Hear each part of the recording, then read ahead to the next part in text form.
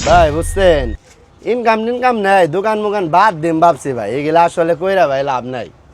ভাই আল্লাহর রাস্তায় আমার কিছু ভিক্ষা দেন ভাই। দেখছেন ভাই অভিনয়টা, পুরা শরীর সুস্থ ভালো হয়েছে ভিক্ষা করবার। শালার অভ্যাস আর নেই।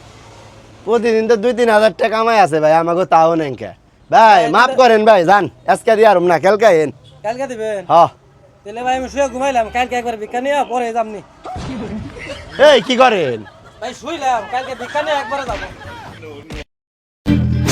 ও ভাই আপনার কাছে ভিক্ষা চাইলে আজকে না কালকে আইন, আল্লাহর রাস্তায়।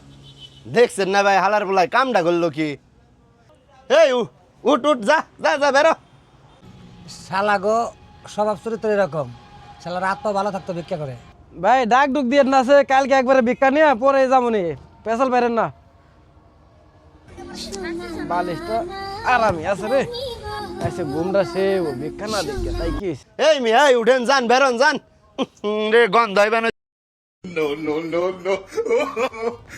দেখছ না, হালাই উইতে উইতে ঘুমিয়ে পড়ছে।